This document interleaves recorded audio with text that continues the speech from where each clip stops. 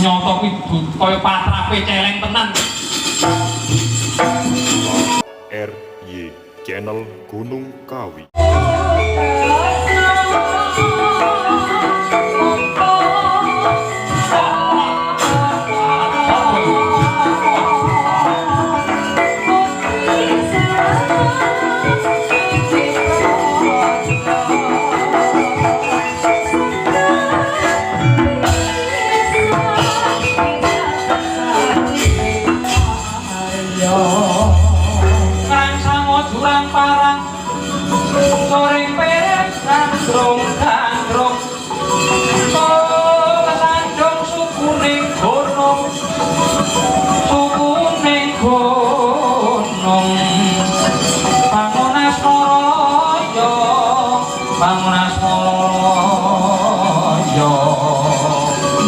Kesandung suku ning gunung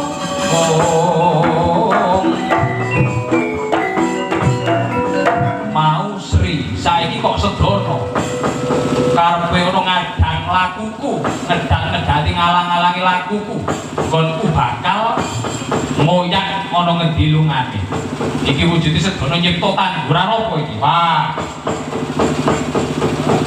gandeng rose sing cilik iki kena ndak pangan sing gedhe arep tak tadah karo mangsa malah untuku nganti prowat tugel padha sanalika ya kanca besok rejane jaman tanduran iki tak jenenge pring petung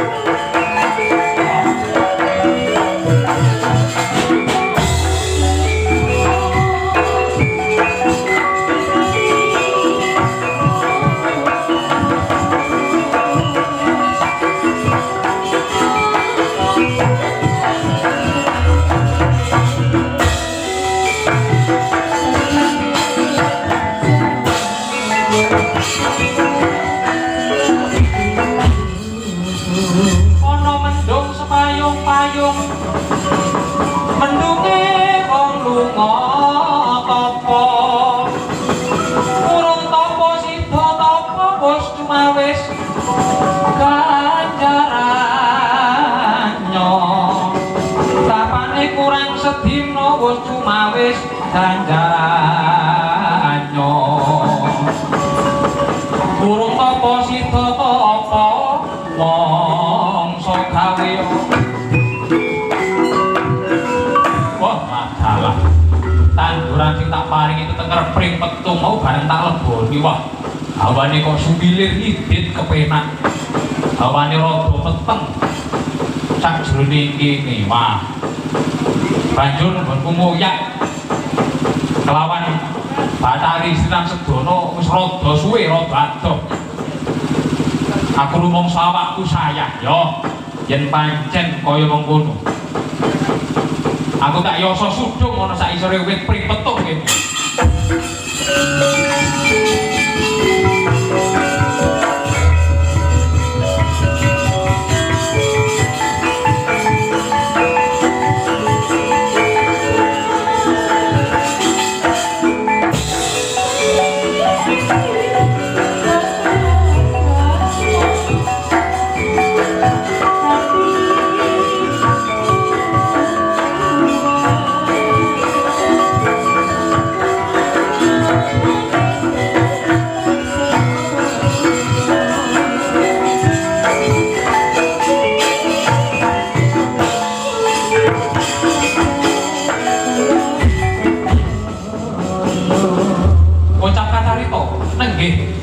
Sangkala Srenggi arsayasa sudung wonten sak ngandhape wit pring petung.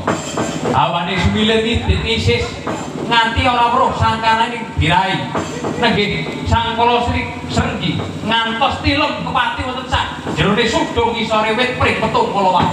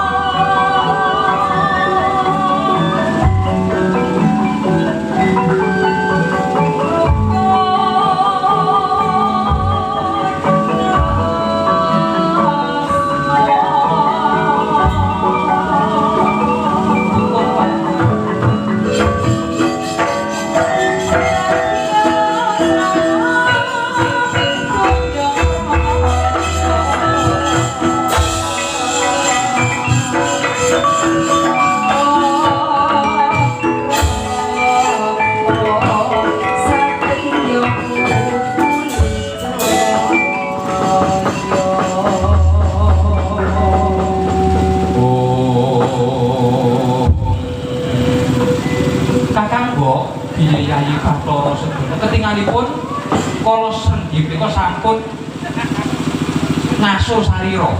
Anggih kula nyipta tanduran kang dumadi saking driji manis kula intir-intiraken lajeng kula sabetaken dhateng bumi wujud tanduran. Lajeng dipun paringi nama Pring Petung. Lajeng wujudipun kala senggi kala kaya sudung wonten ing mriku. Ketingalipun kok tileng kepati. Banjur prayuga dene monggo tinggal gelak panci lajengaken lampah kemawon. Supados boten kedengan kali kala senggi ya tak dereki panjen kok.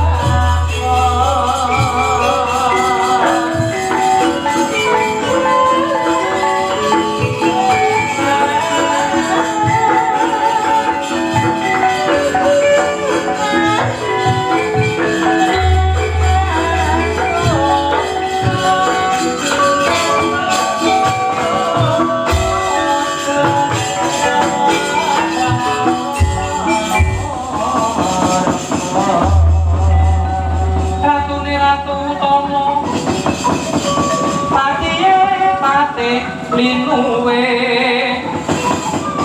pranaya otyas raharja panekare becik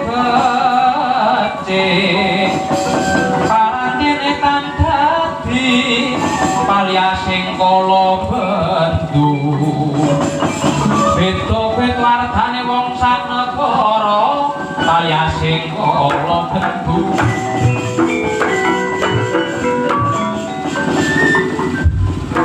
Yayi Bathara Sadana wonten timbangan dawuh Kakang Mbok wis rada atuh nggone siadi karo pun Kakang lumayu iki ana wujuding tlaga banyune sing malimbak-limbak banyune kok ketok seger to Yayi. Nggih menawi mboten lepat menika ke bawah perintah negari mriki mengkono inggih lajeng kersa paduka kados pundi? Aku kaya kepingin lelumban ning sakjroning banyu iki yo Kyai iki monggo nanging sakderengipun nyuwun sewu Kakang Mbok. Nyuwun sewu ananipun paduka gadhe raos kepingin sirah lelumban wonten salebeting toya. Rikma paduka kang rereban nganan liwang kiring badhe kula juntasi nggih Kakang Mbok. Iya karepen rada sumilak ora rada sumuk ra inggih nyuwun sewu badhe dikasih rambut paduka Kakang Mbok.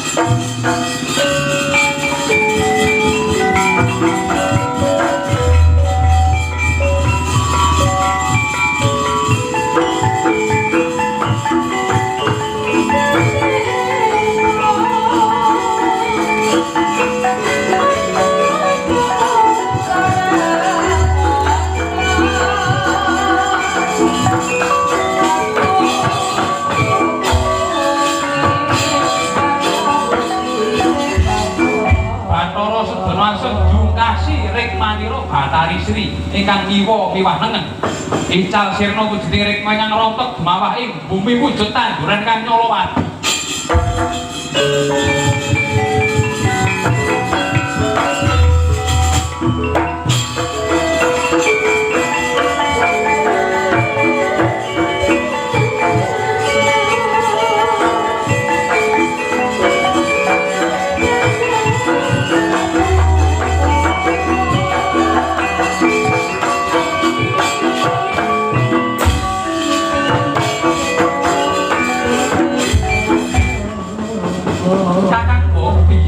Bathara Sedana rikma paduka ingkang kula jungkasi kiwa nengen dumawah ing Bangkala istalipun rambut tewi rikma paduka wujud tanduran malih.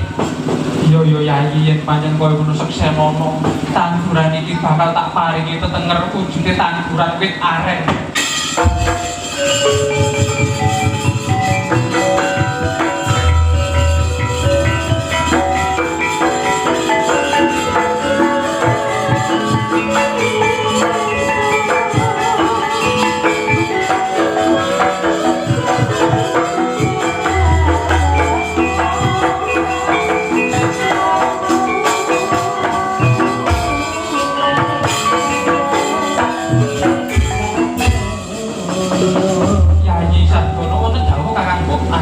Nadan wis ora ngelak lan ora dadake sumuk sak jroning awak.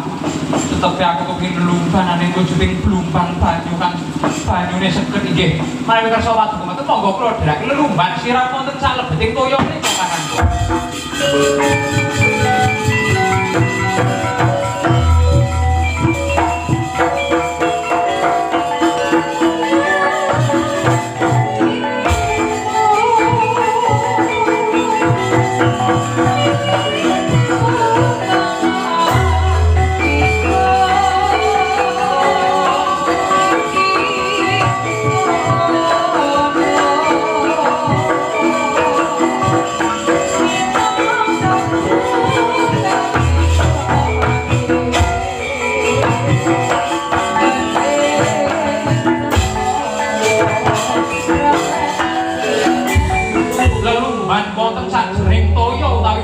Dewi Sri lan Sedono menika telaga kang kabawah perintah negari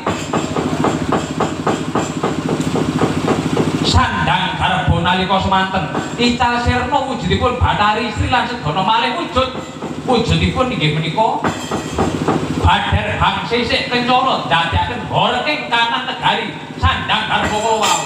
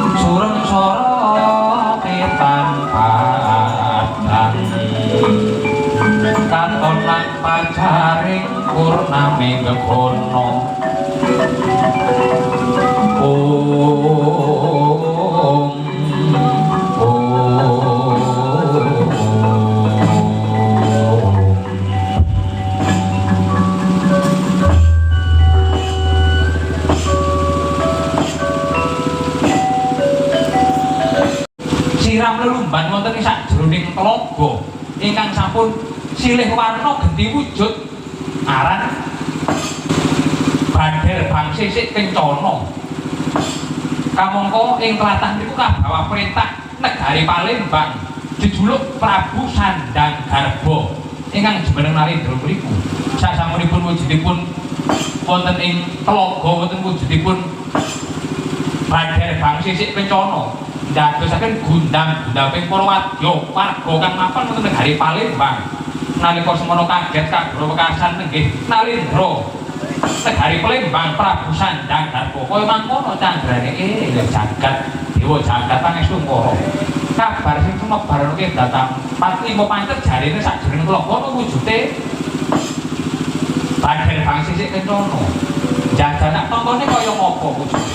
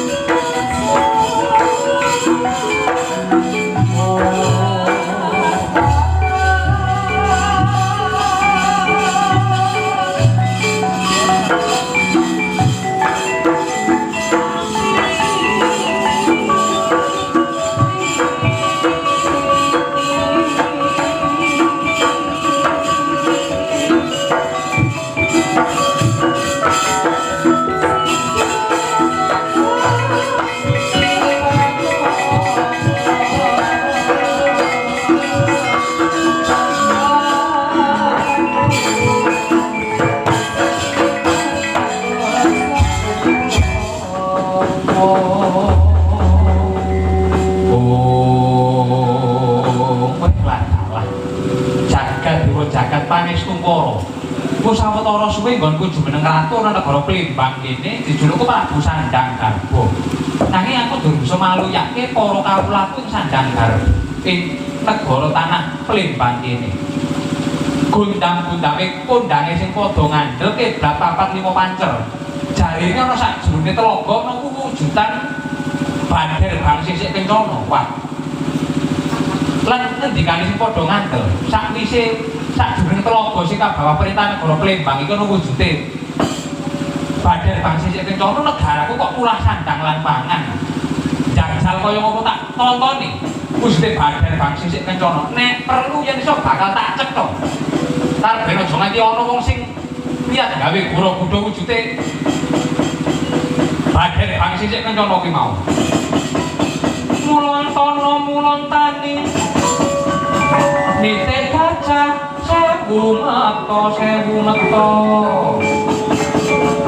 yono mas gentho malela kinopongan gading neki tuk brubuh prangalengko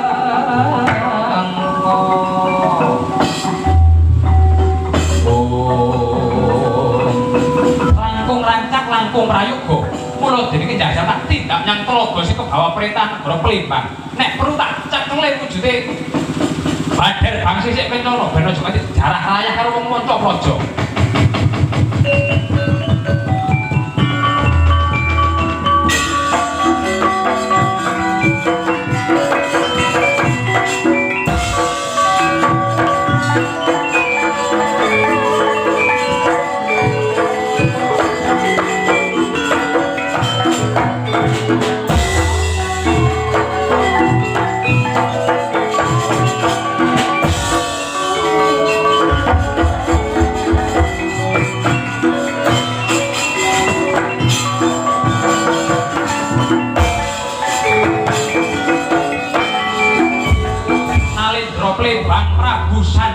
Arsa kungkum upadi wonten Budi Papan jenengipun Bader Bangsisik Kencana. Ora weruh wujuding ponang Bader Bangsisik Kencana sampun kamanungsan dipun sumurupi lan Prabu Sandang Garba malih warna wujud Bathari Sedana aso oytan saking tlaga kala wau.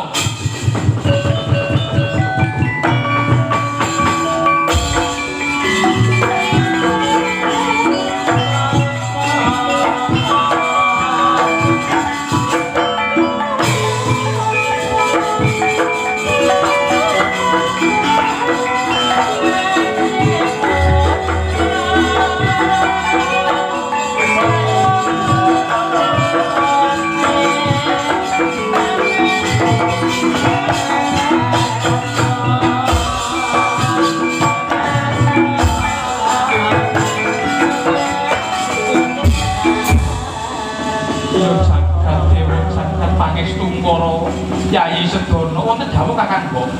Nggone kowe karo aku malih wujud badher bang sisik kencana cacah loro ana sakjroning tlaga iki wis kamanungsan inggih menawa telepat kala wau jaripun Nalendra Palembang mriki dijulukipun Prabu Sandangkarga iya jen pancen kaya ngono dudu sak mestine siadi karo pun Kakang mapan ning kene kowe mung sak derma lelumban mirangi rasa jerih ngilangi rasa anglik sakjroning tenggorokan kersanipun ayo gelak panci budal nang Sumedang munggah dadi tukane yang jagat diri rokok monggo kula dherekaken Kakang Mbok.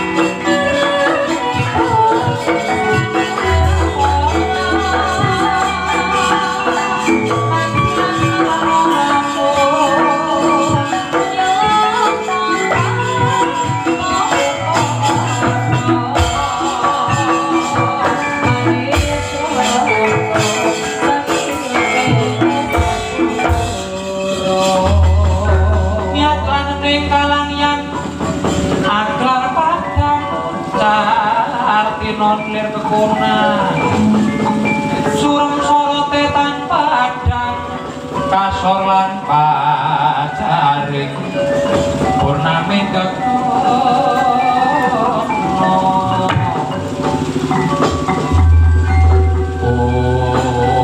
wah latalah jagat dewa jagat pangestu mboro yo ngono kuwi wong oleh wong yen gusah-gusu ngawur ngawur ora diwetung kanthi permati ora digagas nganti kandhas sakjroning nolo nyatane karepku wujude ponang badher bangsa kencana arep tak cetha tak rudo banyak salah kok ilang wujude malah dadi pawongan loro sapa kuwi mau wah bareng wis kamanungsan piyayi loro kok mlayu nyandi wah negaraku kok mulih kaya wingi-wingi tegese larang sandang lan larang pangan duh dewa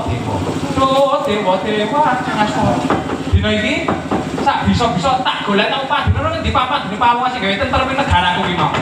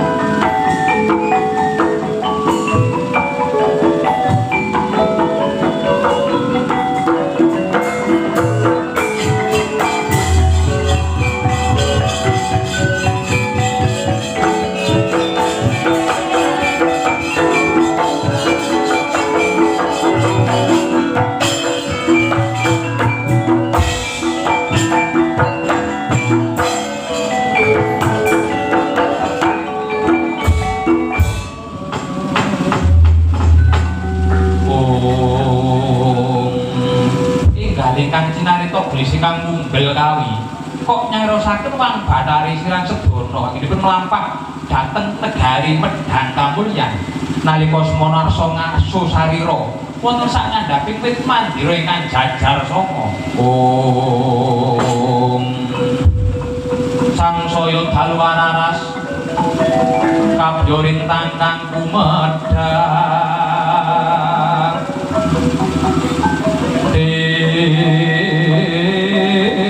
Desti sunyo tengah wengi lumrang gandaning puspita kareng iwan ing pudyanira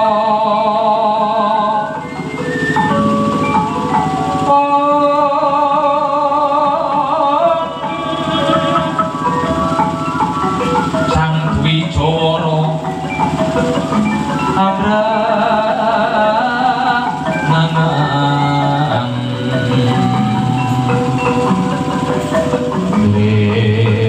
swaraning madu branta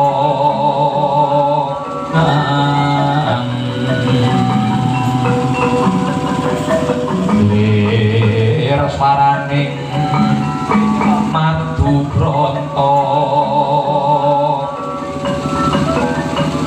manungsung sarining kembang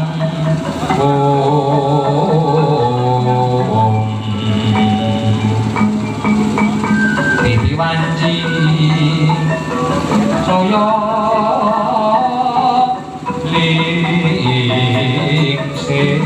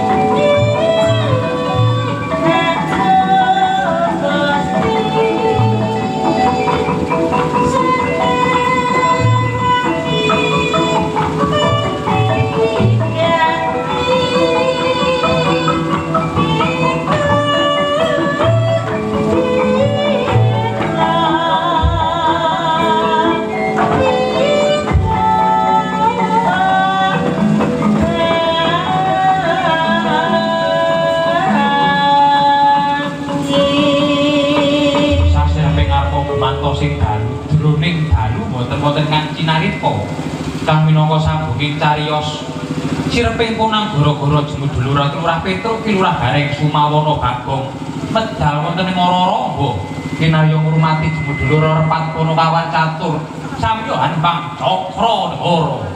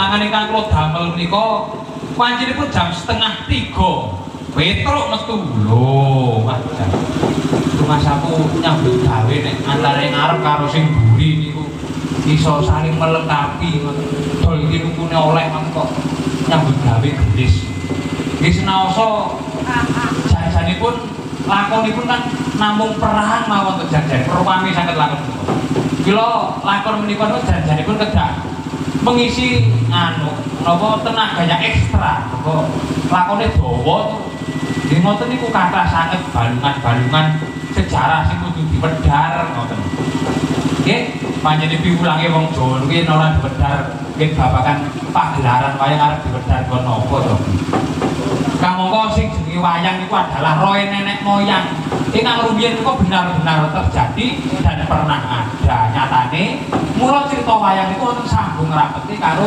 sejarah lho ngoten niku matur Mbah niku sanget kamangka jeng ben tanggal 20 niku nggih lakone nggih dipunduti niki malih dadi kudu mengisi kekuatan ingkang ekstra mungkin tak omongnya ya gak apa kita udah ngurung nih ayo boten kok hidup semati kok nggih matur Mbah nuwun pancen sakit-sakit nek dipun punduti niku nggih dipun pinangkani ngoten jembek disuwuni lakon iki nggih badhe kula lampahaken malih nek nadyan padha lakone Sri Sedono mandhap sepisanane sagite ayo beda padha-padha mandhapi Sri Sedono sagite beda tunggu tanggal mainnya wah saja matur sembah nuwun manjataken rasa syukur unjuk ngasane Gusti Allah Subhanahu wa taala Tuhan yang Maha Esa yang widiwasa dene menapa tasih dipun paringi nikmat sehat nikmat sempat nikmat iman sehingga saged sowan nyambung tresna dhateng warga masyarakat ing dusun Pijombo mriki wah saestu kula mayang mriki jan kangen-kangenan ngoten saestu nikmat sehat tegese sehat awake titikane sehat awake niku ya napa to sehat pikirane sehat atine nah itu sehat nikmat sempat nek pun diparingi awak sehat pikirane padhang awake sehat saged sempat sowan ngalap berkah dhateng ngasanipun pepunden ugi pini sepuh kang mapan wonten ing dusun Pijombo mriki matur nuwun nganti bungah ora iso tak ucapake bangunipun nguyung-nguyung anyep nguyung ajaripun warga masyarakat mriko sampun paten mriko agenda rutin pendak setahun pisan sasi Selo dinane Senin uga Senin legi napa Senin kliwon bangunipun dinipun Senin dadi ngawontenaken inggih menika pahargyan bersih dusun wonten ing Pijombo mriki bangunipun nggih ngaten mboten usah mboten perlu muluk-muluk sing baku adate wis dileksanani slametan ya gendurek sambang punden itu mlebu budayane wong Jawa. Sing duwe budaya niku ya mung wong Jawa tok liyane ora duwe. Mila kula kali panjenengan rumangsani awak dhewe ora melu babat, ora melu berjuang, ora melu piye-piye ibarate mung ngluwih kloso gelar. Tengok-tengok nemu kethuk nampa kanugrahane leluhur biyen ya saged-saged monggo dipun lestariaken kabudayan menika. Wau kudu wonten danyangan dateng Kali Topeng mriku. Utawi sungai Kali Topeng wow ngaten lah sejarahipun rumiyin mriko anggenipun Yasa Nata lajeng Mulas Topeng rumiyin kok nggih mapan wonten Kali Topeng mriko pramila ngantos katelah ngantos samriko babagan utawi Kali Topeng sejarahipun rumiyin kok ngaten malah rumiyin mriko mangkembul kadat mriko malah piyantur saking Kebumban ngoten miturut sejarah taunipun taun pinten kula kesupen kula nate maca bukune nyatanipun tetep sempulur dulur-dulur kula anggenipun tresnani kabudayan Topeng wah saya kathah sanget adik-adik ingkang tasih lenggah wonten bangku pawiyatan nggih kathah ingkang nderek Topeng kudu diuli mergo iku budayane awak dhewe sing kudu dilestarikan kudu dijaga Brangwetan Malang itu dihubungi gunung napa mawon Dwarawati Semeru Bromo sak panunggalane niku sugih kali kabudayan lah miturut buku ingkang kula waca kang mapan wonten Semeru leluhure Topeng mapan wonten ing pucuking Gunung Semeru menika. Ning padha-padha topeng ambak topeng ya beda kiblat. Cara jabung pun beda. Mungkin cara pepundhen kula ingkang lenggah wonten ing Tumpang Bapak Soleh pun benten malih. Padha-padha Gunung Kawi niku mawon nggih pun beda. Pijombo lajeng klerek ngidul malih Senjreng lajeng litu-litunipun niku pun benten malih. Ning mboten napa-napa niku ndadekne sugih akan kekayaan kabudayan, kasanah budaya. Wong Malang niku sugih kok, sugih kabudayan ya. Sugih apa wae. Kira menawi wonten Institut Seni Indonesia menawi wonten isi menika kathah-kathahipun ingkang dados maestro utawi dados dosen niku mesti piyayi saking Brawetan. Jadi Brawetan niku elok bisa ekspor. Ya, sebabipun matur mbahipun sanget. Dinten nika kula sowan wonten ing Dusun Pijombo mriki ya. Siang wau udane kaya disuntek. Udan niku sasmita sing becik lho. Udan niku tegese banyu niku lambange penguripan. Lambange kejayan, lambange rezeki. Ngendi ana banyu mesti ana penguripan ya ana rezeki. Nah, mula ayo padha memuji sak paripurnane kabeh warga Gong ing Dusun Pijombo. Tansih manggih karahadan rahayu kang tinemu basuki kang kaesti akeh rezekine pinaringan bagas waras jinangkung kinayunan dening Gusti setemah bagya mulya kang pinanggih Allahumma amin. Nah, matur babu mbok menawi tasih wonten ingkang ngendani. Pancen sing gadah budaya besi dusun niku nggih namung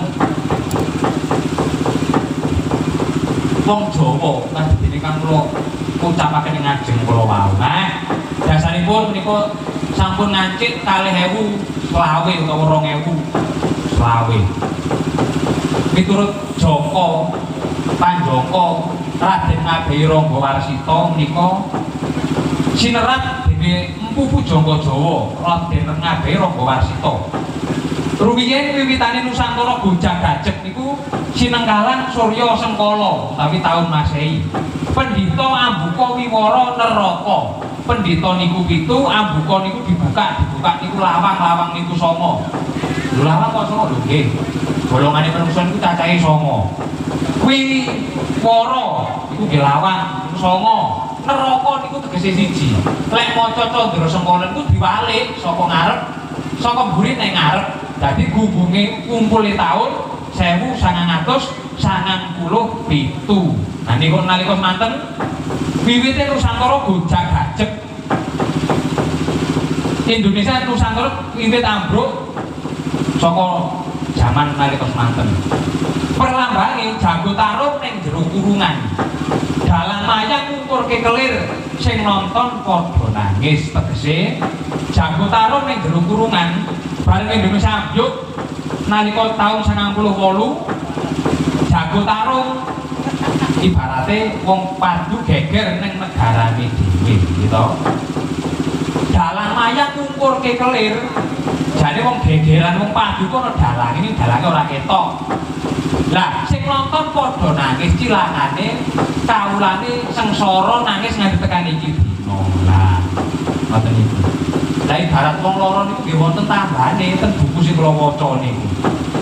Ten mriku dipun serataken paluyane Nusantara ten mriku ditulis disebutake tentreme Nusantara kalamuta wis ana Surya Sengkala, Candra Sengkala, Pandhawa mulat sirnane temanten. Pandhawa niku 5, mulat niku tegese loro. Kok loro nggih, mripat niku loro kiwa kalih tengen. Sirna niku tegese 0 utawa kosong. Temanten niku tegese loro. Lek maca Candra Sengkala niku diwalik teko mburi ning ngarep 2020 niku jangkane jagat Nusantara bakal tentrem. Ibu-ibu saged ayong-ayong tentrem. Saya Gebahi Pak Lodinawi datang kantun warga masyarakat kang mapan lenggah wonten ing Dusun Pijombo mriki pinaran murah sandang lawan pangan. Bangune gerem kuno biyak mesti bakal mamah. Ana awan, ana pangan, ana wengi, ana rezeki. Sapa sing obah mesti bakal mamah. Mamah muda. Aja sambat lan aja gresula kabeh wis ana tekanane dhewe-dhewe, dum-duman jatah dhewe-dhewe. Sing lagi diganjar laris aja kemingsun, aja bendung.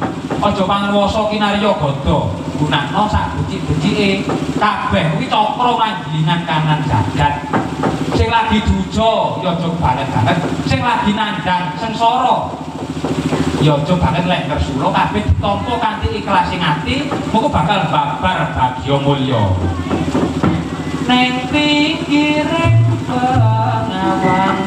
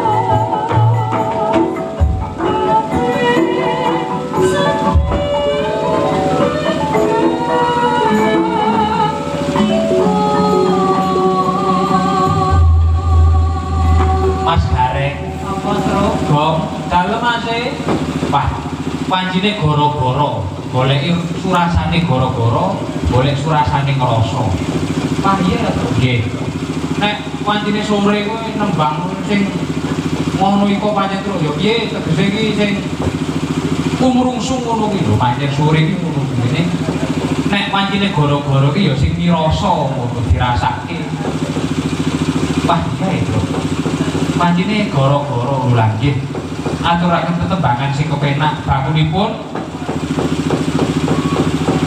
dinten menika sowan wonten ing dusun Pijombo mriki dengan wosipun wigati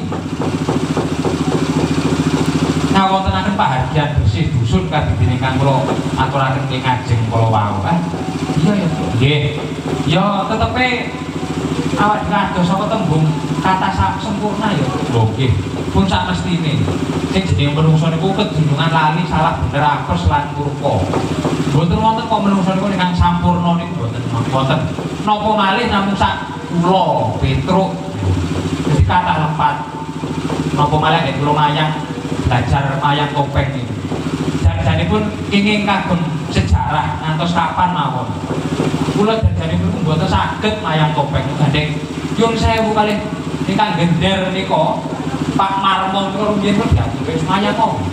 Mayang topeng. Nah, dadi dutir purun mboten purun kula kedah belajar. Ngantos dinten menika kula tetep belajar.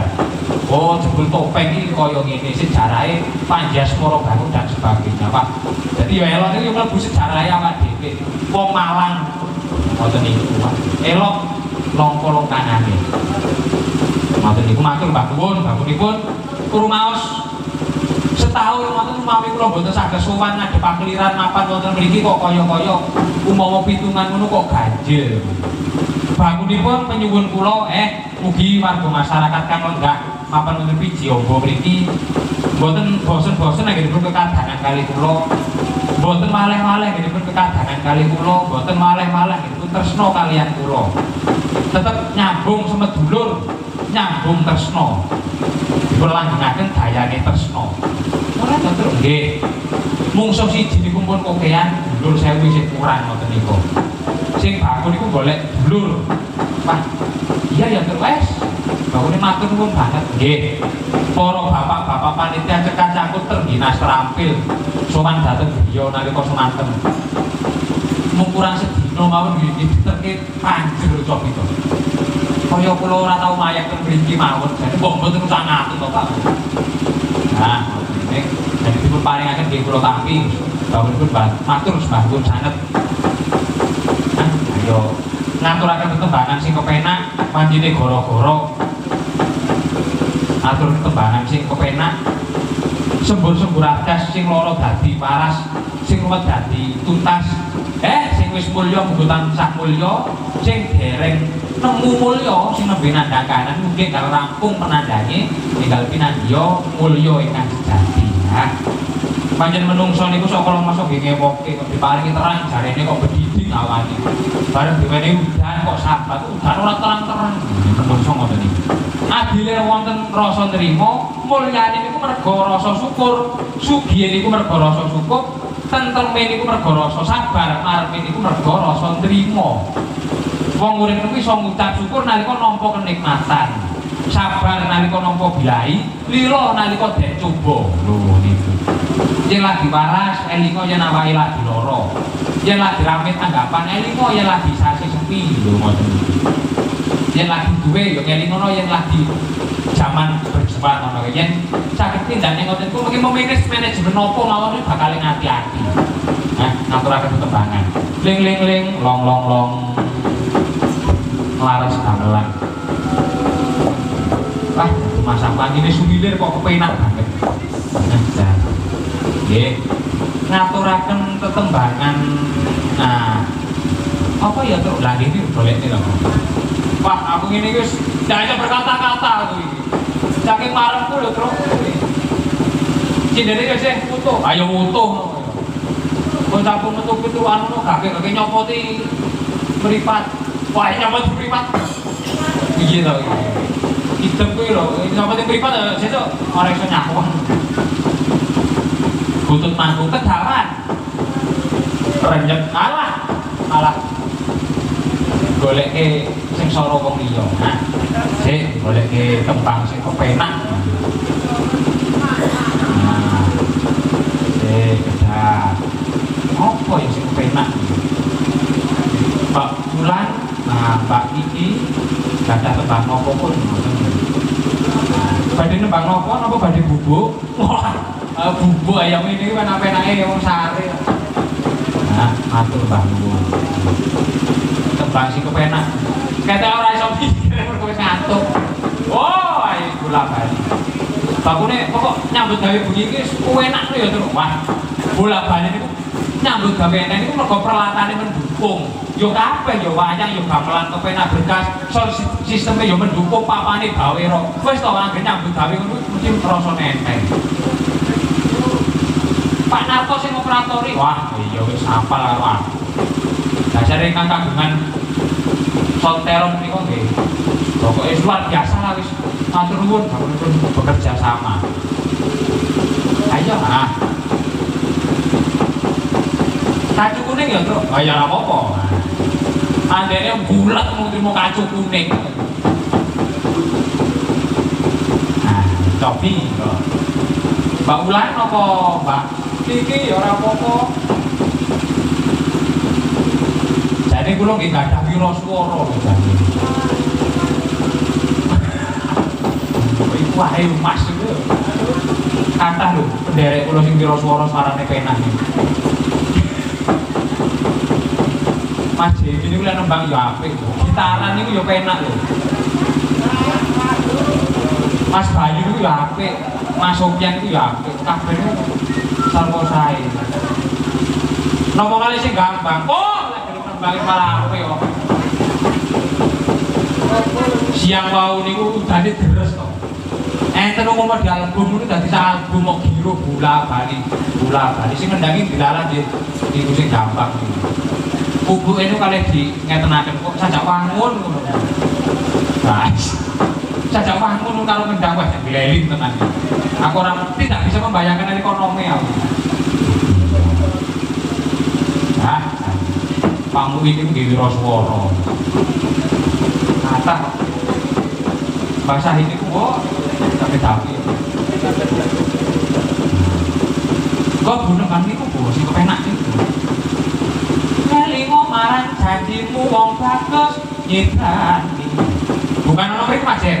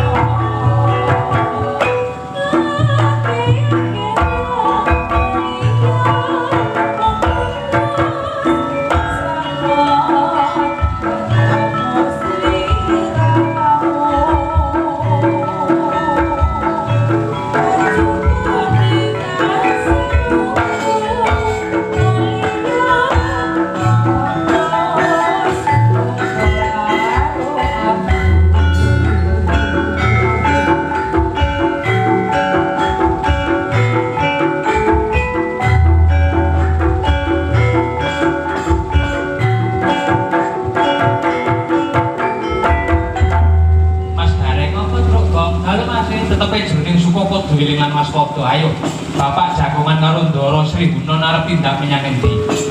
Ya tak derake yo sowan ana ngarsane bapak tak derake.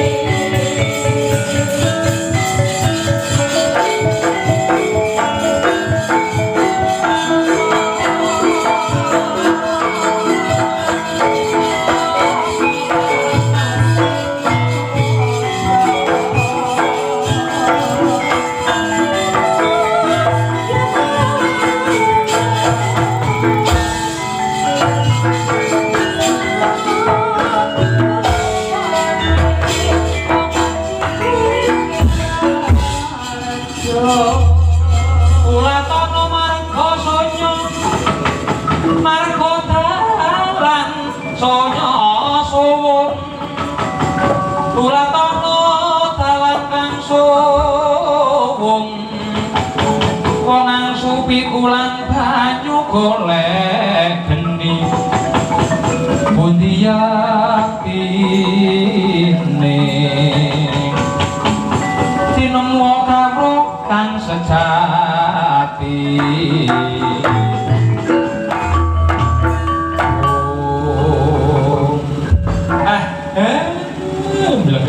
gaku sadulita humel Gus Ndara Sri Gunon mriko badhe tindak dhateng pundi kok kendel lampahe wonten sak tengahing wana Gus mbok inggih monggo enggal matur kula sing ndereke niki lho nganti bingung niki badhe tindak dhateng pundi Kyai Semar kula abot nundi dawuh ngendikane Kanjeng Koko Prabu Sri Kuman kang lenggah ana ing negara Sumedang Kamulyan Koko Prabu Sri Mahaputra paring dawuh napa nang neraka dina iki negara Sumedang Kamulyan ketamang larang sandang larang pangan akeh poe tetanduran nanging ora bisa murah kabeh kekurangan kang den dahar kecingkrangan kang den sandang aku kinen golek upadi syarat sarana waluyaning praja Sumedang Kamulyan nggih monggo kula dherekaken lajeng badhe tindak dhateng pundi ngetutke krenteking ati tekane tujuan tekane karep merga wong urip kuwi mung ngenteni tekane karep tekane tujuan nggih monggo kula dherekaken ngetutake krenteking ati mangkaing suku Kendaling Mlati tekane tujuan monggo kula dherekaken kanthi rencana anak-anakmu tak wangeni sak lubuhe radian yo kaya iso areke monggo kula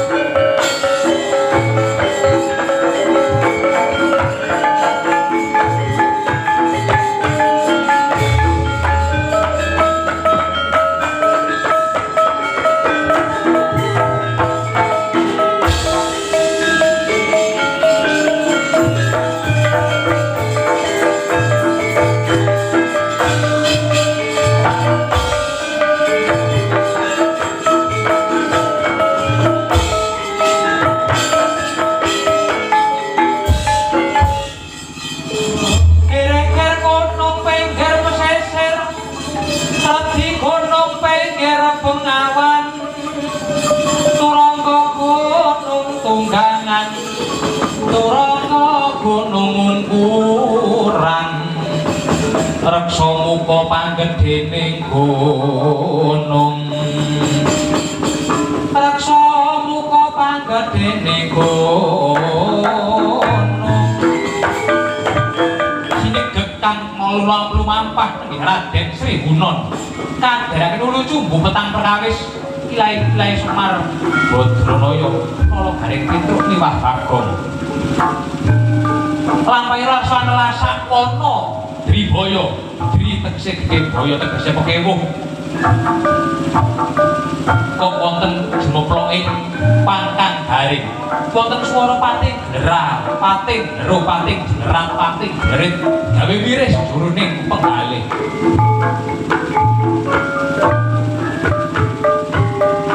kang minangka sambunging cariyos ana Nalendra Yaksa saka negara Nusa Kambana Prabu Kala Gumarang gereng-gereng pating gerah pating geruh ilang sipating raseksa panyayah Sanyang Bathara Kala mangsa jalma manungsa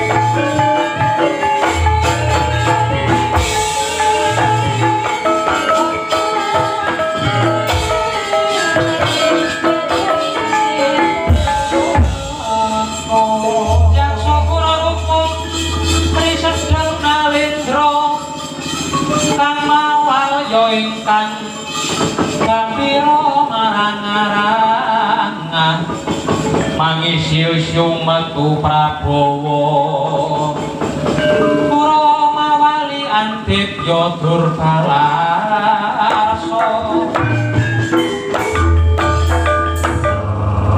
iki dalah wong titik Iwang Kalaludra Maspati Raja Dewaku aku Nalendra Nusa Kambana Prabu Kala Gumarang yen to tak gagas saya rinasa yen tak rasa linali saya krasa dadi aku gawang-gawang sumpahe dewa karo aku biyen arep ndhawuh kelawan Bathari Sri karo dewa mung disemayani wae Kamangka wanci gilir gumanti lagon lakuning pathet sinurung dening Sang Hyang Waktu yen to tak rasa aku mung diapusi karo dewa jarine kentinging dina temanten aku bakal ditemokake lawan Mang Bathari Sri bakal nanging kudu nganggo syarat sarana gamelan gethok ketopya titir sing tanpa gending bakal bisa nggarwa Bathari Sri wah janjane ngono nampik kala durene karo aku kurangane apa gamelan Lokanata ya ana sing endahe kaya ngono ya dene aku krungu tembang rawat-rawat tutur binaturata kondange sing padha ngundangake iki dina Bathari Sri mudhun sepisanan anjok nyang negara Semedang Kamulyan tak golekane negara Semedang Kamulyan yen wis ketemu karo Mang Bathari Sri wah pek bojo munggah ning Ratu negara Nusa Kambana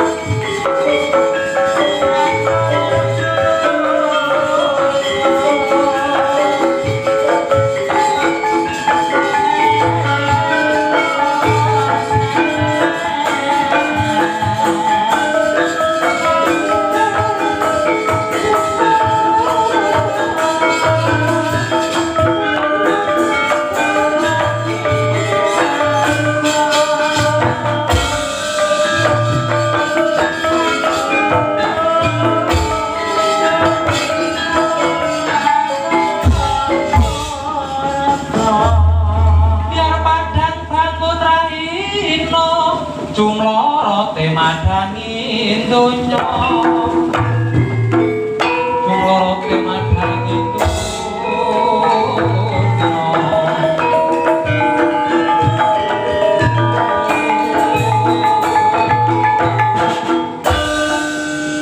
jagat dewa jagat pangestu ngara nggonku ngener menyang bakal tumuju nyang negara Sumedang kamulyan kono wujude bocah bagus sing tanpa cacat panjenengan iki sapa Raden inggih Wang Batari menawi paduka daku kaliyan kula Raden Sri Hunon Raden Sri inggih paduka menika ditepungake aku Wang Batari Sri Adi Joko Sedono aduh Wang Batari pangestu panjenengan ingkang kula suwun ngaturaken pangabekti mugi-mugi iya wis tak tampa Sri Hunon iki dina kowe arep tumuju menyang endi baris kemawon Wang Batari kula badhe tindak ngupadi wonten pundi niki kekarepan kula ngupadi wonten pundi papan pun walunyanipun negari Sumedang rene dinten menika negari Sumedang kamulyan nembe ke taman Pagebluk mayang para larang sandang tuwin pangan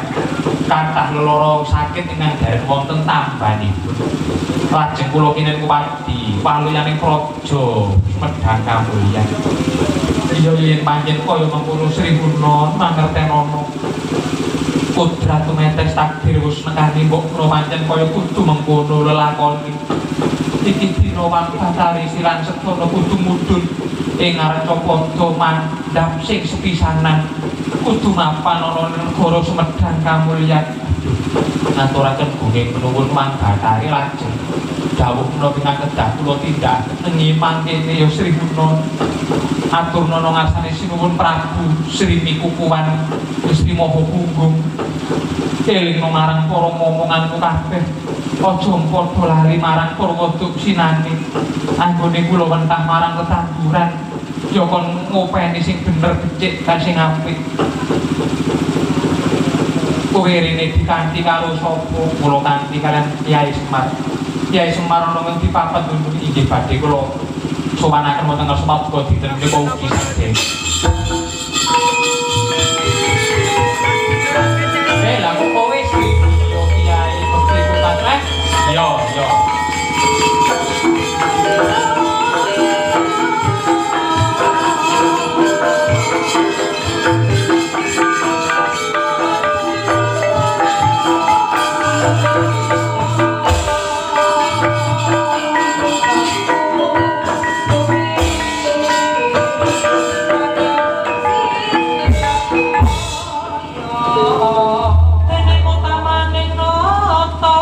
berbudi bawa laksana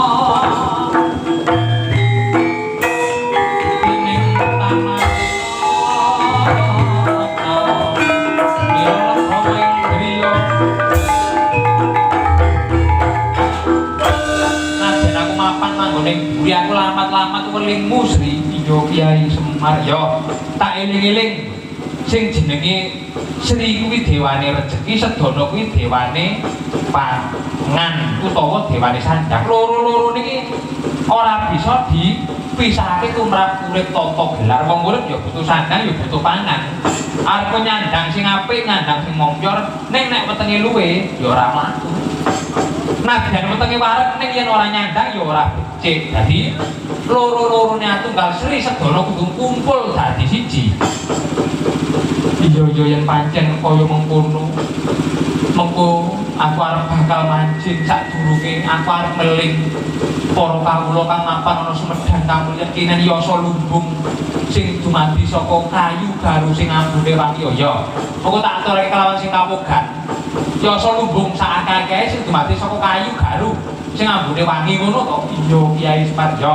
banjur kowe nuwun pamundhut apa meneh yen ana udan riwis-riwis sarta bondo warung kuwi mertandani yen to aku mancing ana ing lumbung Silayur kuwi mau ya bakal tak esokake Kyai Semar lan aku titip abdiku loro Sri Kuncung lan Sri Gundul karep nderek Suwitono ngasane Prabu Sri Maha Punggung iya mengko bakal aku sing nglolopake iya tak kira wis cukup Kyai Semar disi ana laku menyang negara Semedang kamulyan minangka tandha riudan riwis-riwis sarta kuntu arum ing kono aku mancing ana lumbung ya pangestumu tak jaluk donga dinunga ya Sri sedya ayu nemu kalayu sedya becik nemu kabecikan.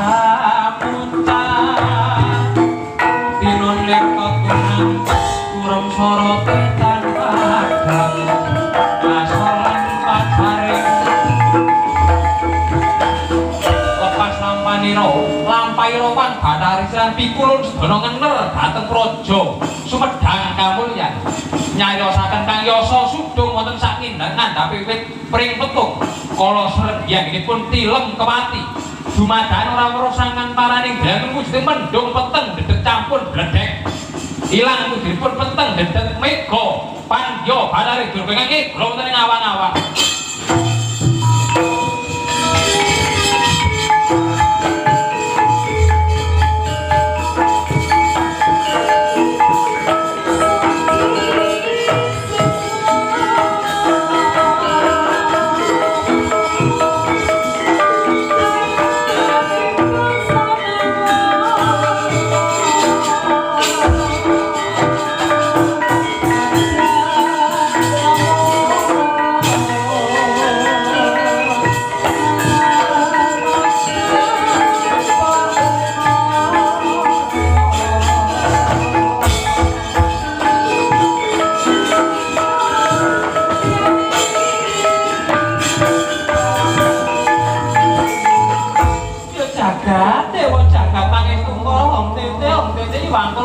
Mas Pati Raja Dewa kala senggi morewangi adoh saka negara Kuwabra malah wong trima turu kepati ana Yasa Sudung ana sak ngisore wit pring petung apa karepmu kuwi sing mau gadah sayo sing mau goleki apa kala senggi dina iki pantah welingi Pang Bathari Durga dina iki kowe tangiya nggih tangiya kala senggi kowe lumaku menyang ngalor ngetan parane yen ono tandurane Joroyo-royo ya iku ono papan dene Pang Bathari Breta mungku sak kala senggi padha nalika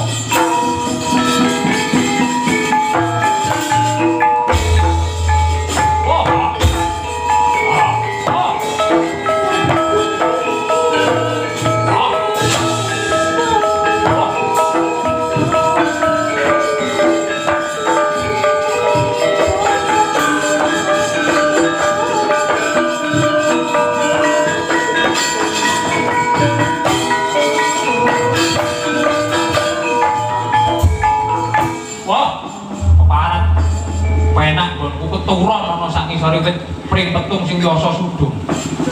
Nganti lali sing tak goleki sejatine Bathari Sri. Pak, nganti aku didukani kelawan Bathari Durga Biyo Bejo Betari uga ya. miturut dawuh sing tak tampa aku kudu mlaku ngalor ngetan parane. Yen ana tandurane juju kono papan dene Wang Barya tak jaluk Wang Bathari sini.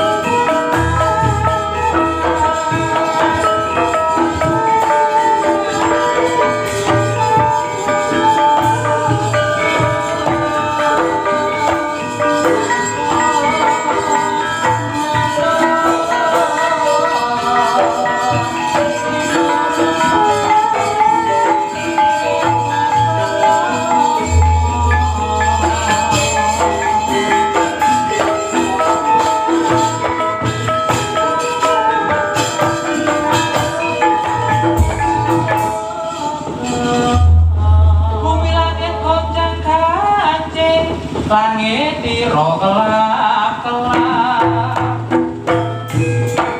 katon lir kincang ing alis tresana wetan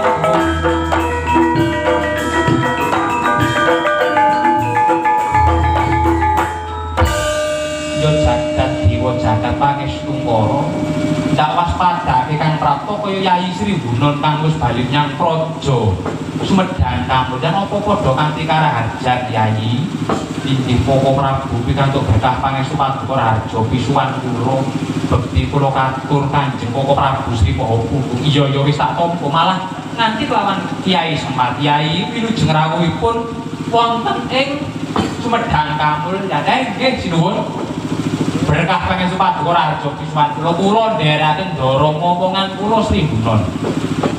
Banjur kepiye Yayi pareng pawartane Gondira tak utus Ngupadi saranane waluyane praja Sumedang kamulyan. Kyai Semar kula aturi paring dawuh. Nggih ngaten sinuwun.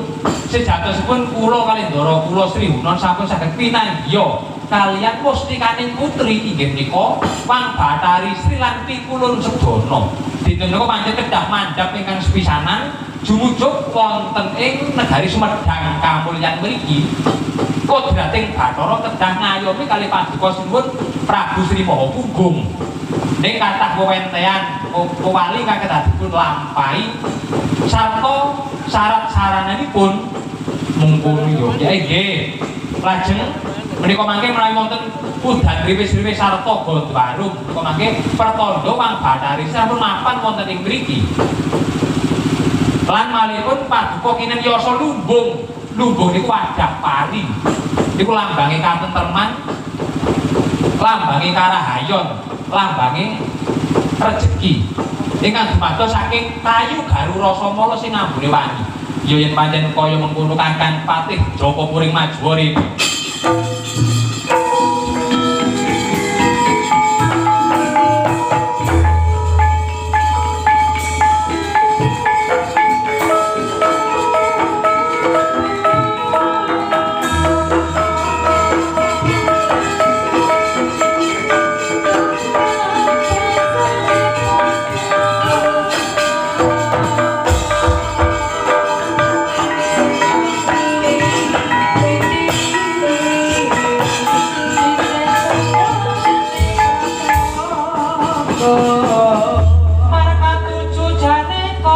Kedadar selaning boyo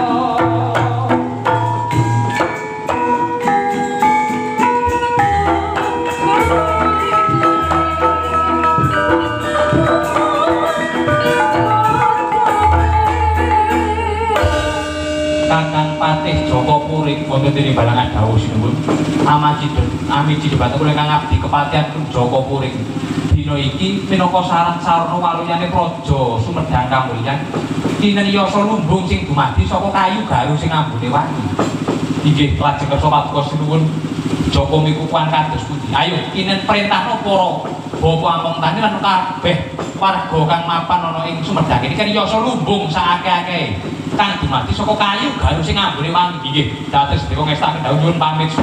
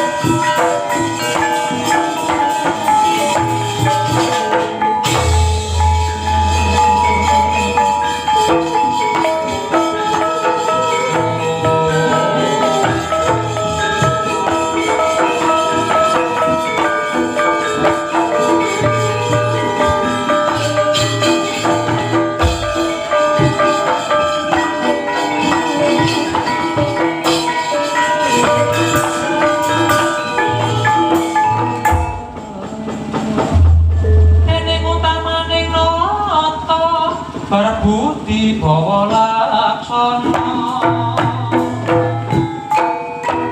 kiring berbudi mangkon ilolak bawa ikriyo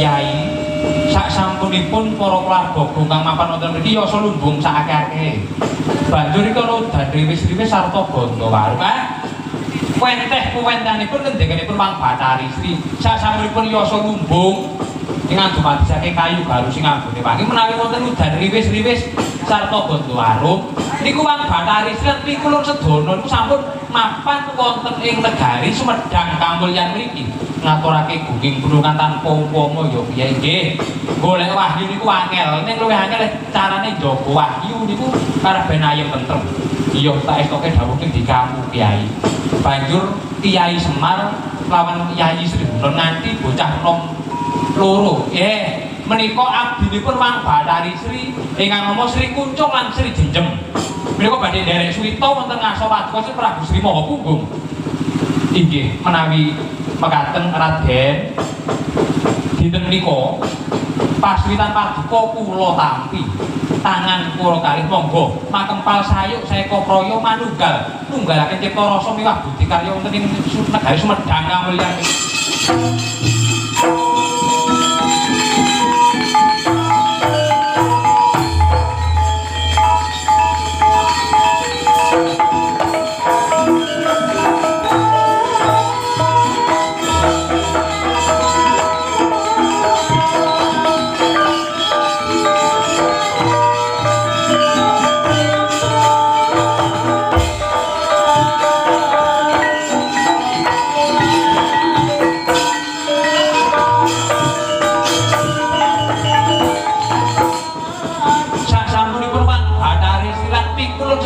Sakjroning lumbung silayur kang mapan wonten negari Sumedang Kamulyan saya babar tumangkar tanduran kang katon ijo royo-royo kawis tinggal negari Sumedang Kamulyan nggih Medang Kamulan dados negari kang gemah ripah loh jinawi karta tentrem tur raharja kondang kalok kajana priya praptane Patih Jaka Puring.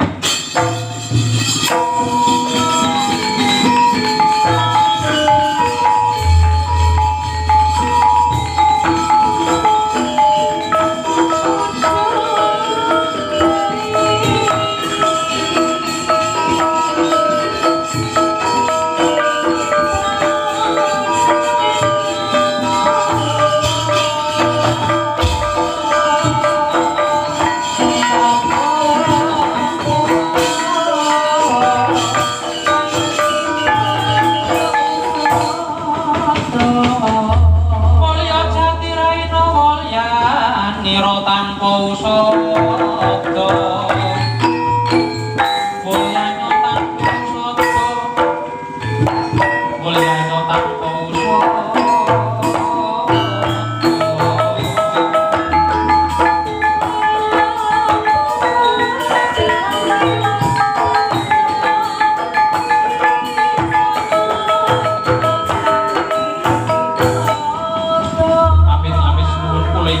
jawab kaya Kakang Patih Joko Puring inggih.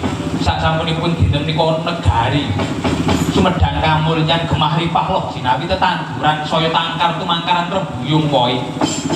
Kula ngaturaken geger ing alun-alun. Lho, ing alun-alun ana geger nggih. Wonten ing alun-alun wonten geger. Inggih menika nyumbari madosi kalih Wang Bathari Sri. Sinuwun napa dipun keparengaken kula badhe nentremaken kahanan. Iya, Raden menika kersamu monggo. Tawat-tawati laku saka kaduran.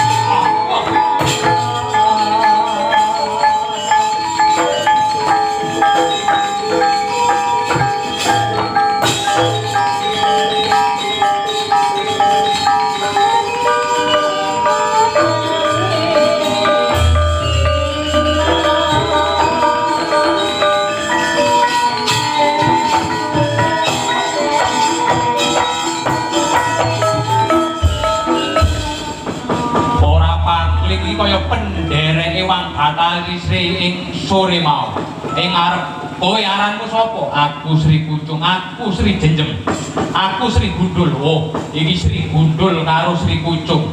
Karepmu arep apa? Raseksa yen ora pangling aranmu Kala Srenggi arep mutha kelawan Bathari Sri. Kamangka Wang Bathari Sri katrem tentrem mapan ngayomi wong negara. Sumedang iki aja mara ridu, aja ganggu gawe. Wah, nganti tak tungkong nganti tekani kukuting jagat. Ora maringi Dewi Sri aja lakon dosa. Tak kongkop itu maju para ngarsa.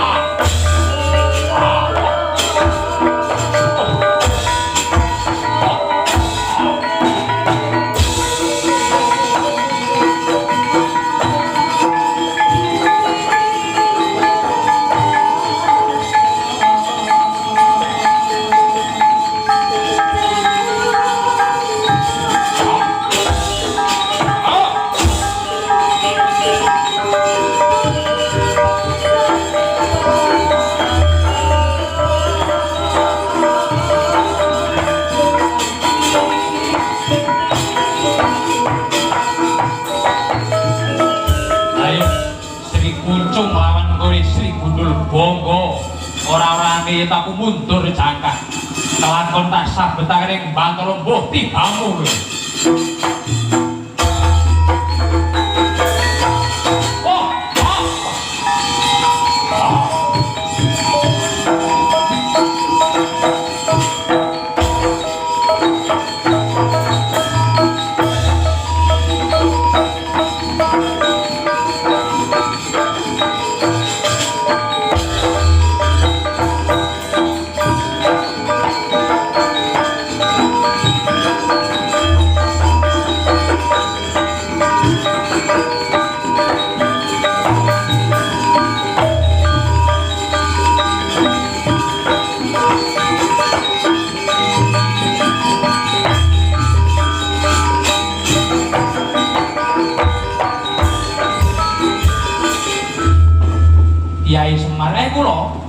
bocah sakloron mau tanding kelawan sapa niku layaksonanipun kala Srenggi disabetake ning Bantala irang wujute wujud tanduran nggih niku pancen mbok menawi kinarya babar tumangkare ngisen-isene Madyapada wujud tanduran banjur kersamu piye Kyai ngaten reh nggih menika dumados saking Sri Kuncung lan Sri Gundul babar tumangkaripun benjang rejane jaman dados jagung lan bentul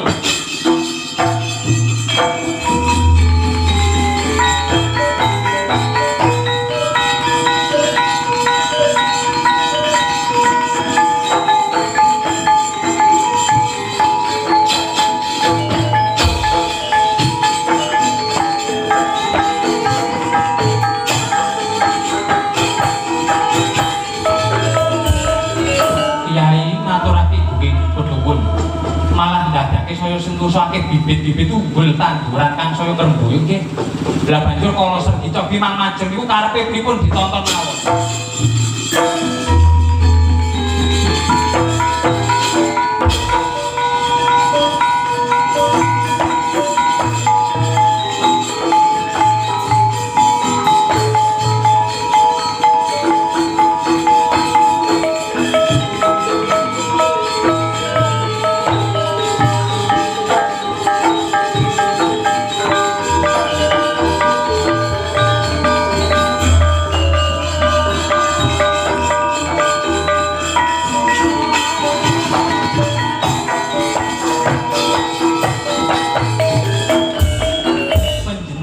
Kuwi sapa? Aku Nalendra Gobro. Jejulukku Kala Srenggi, Kala Srenggi. Kowe sapa? Nalendra Medhang Kamulan Prabu Sri Mahapunggung ya Prabu Jaka Mingkukuwan. Wah, reh kowe sing kedudungan Pang Batari Sri ratune negara. Medhang Kamulyan tak jaluk Pang Batari Sri. Kodrate Bathara ora kudu kaya mengkono. Kodratku ora kena degradat. Ayah, ngaya wara oleh, tak jaluk ora oleh tak jaluk.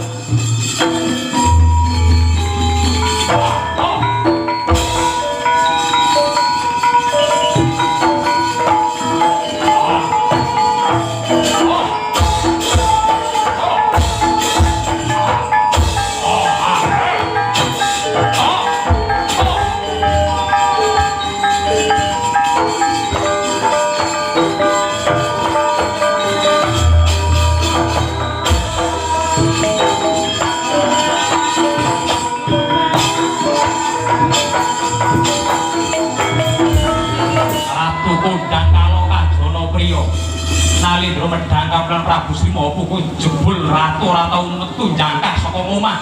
Ratu jere getih wedi mati. Nyatane kowe ora duwe kadigdayan apa-apa, ora gelem males karo aku. Sang Prabu mengko dhisik. Ing ngarep aku wis paring dawuh, aku ora bakal males sekawit atiku ora golek mungsuh. Aku mung gayuh katentreman. Sarta linambaran rasa tresna marang sapa wae. Wayah semuci-suci. Kaya apik-apik kok bebudenmu. Ora gelem malu aku tak kokok getihmu. Oh, yen pancen kaya mengkono kowe dudu patrape raseksa. Kaya patrape kewan.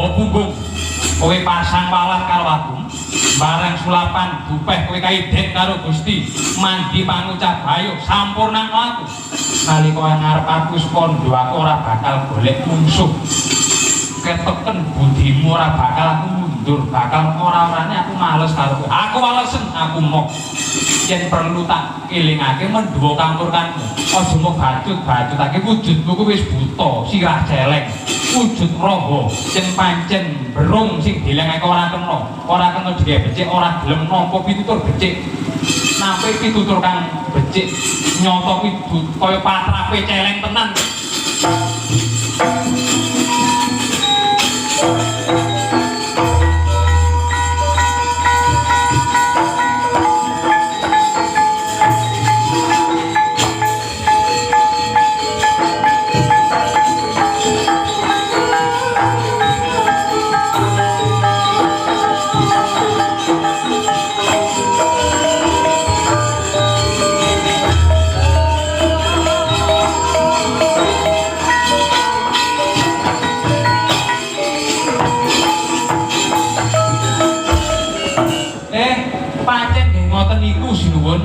sing jenenge Kala Srenggi wiwit niki namine mboten Kala Srenggi ning Celeng Srenggi. Ilang wujude buta wis wujud paron awak buta rai celeng. Nanging isih berung isih nekat ditandani ora kena. Dilingake malah nampik pitutur becik. Nggih peneres. Ora kena dikandani bregedul gugu karepe dhewe. Pancen watak-watak celeng ya dadi celeng tenan. Aku luput Kyai, aku dosa mboten ngaten sampean mboten luput kabeh niku mundhuh kaya karma sing sinandang. Sapa sing nandur nggih niku sing kudu mundhuh ngaten. Prayoganipun kula sikirke luru riyen manung mikir jenengan.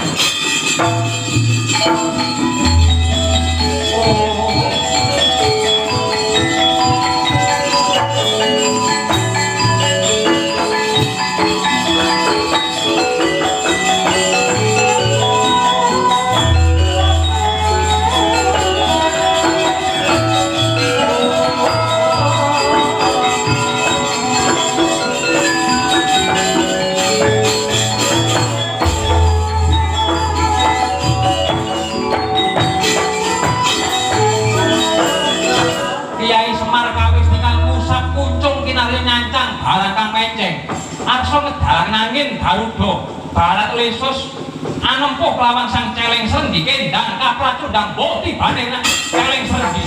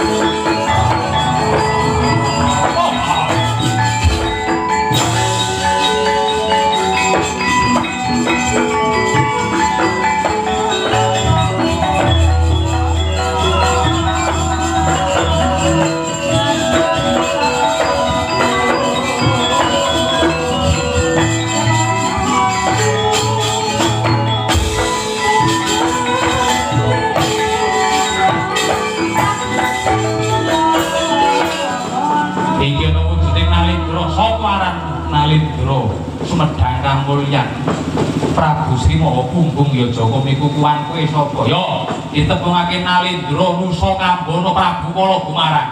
Arek Dewi Sri mapan ora tak jaluk dina iki uga arep tak pek bojo munggah nimbok ratu ing negara Nusa Kambana.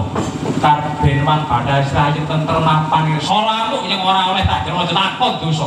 Ora nganti sorote Bagas Kara negara. Sumedang kamulyan rata karo bumi.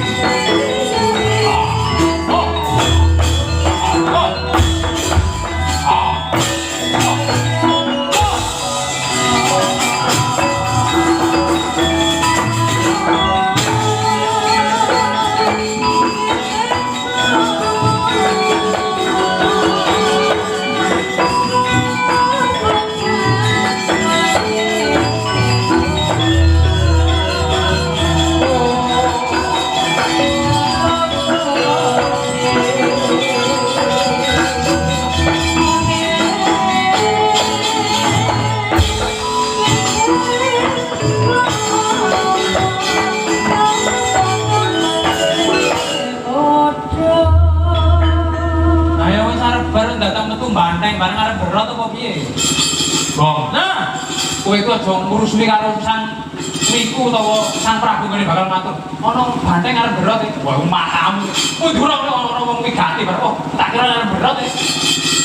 Iya, sang Prabu, dina iki aku teluk tumungkul karo kowe. Aku ngaku kalah karo kowe, aku gelem teluk karo kowe. Jejulukku Sapi Gumarang. Aku bakal sabiyantu marang Bapa Among Tandhi nggone garuk lupu ning sawah. Nanging syarate aku meling. Aku njaluk opah-opah waton dina Jemuah Paing. Aku njaluk dikalungi kupat karo lepet.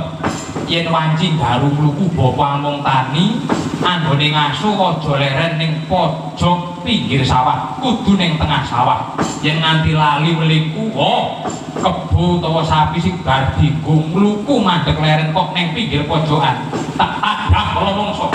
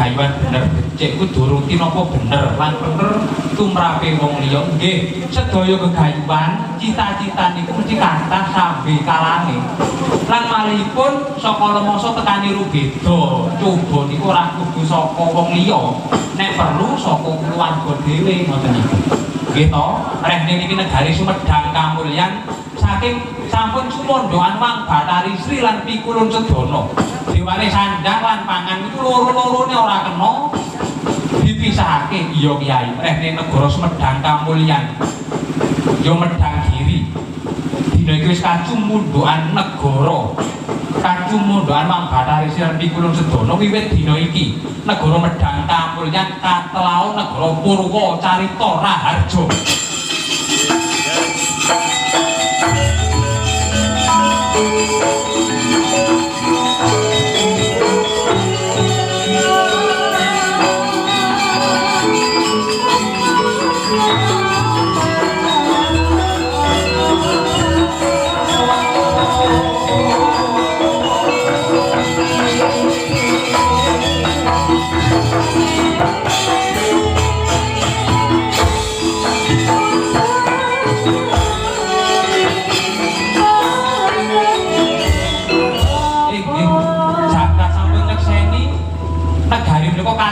Telatah negari Purwacarita Raharja Kyai ayo padha bareng-bareng munggah mring sanggar pamujan manjatake rasa syukur kunjuk mring ngarsaning Bathara dene apa mandhape Sri sedana sing sepisanan wis ayem tentrem mapan ana negara Purwacarita nggih kanthi lampahan mandhape Sri sedana sepisanan menika mugi dayanana kabecikan tumrap warga masyarakat ing dusun Pijamba sedayanipun wiwit bapak perangkat ngantos warga masyarakatipun sedaya sak paripurnanipun ngawontenaken pahargyan bersih Jumanjo bagya mulya kang tinemu kula Semar saking Gunung Kawi kathah lepat nyadung duka ingkang kathah nyuwun pangapunten ingkang agung slamet sing nanggap slamet sing ditangkap slamet sing nonton tanggapan sak beja-bejane wong lali niku sing beja wong kang ngiliran waspada mugi benyang saged kasambet malih lha niku lho saking jagat wetan pun rontong-rontong mandhape Sri sedana ketingalipun kok ijo royo-royo.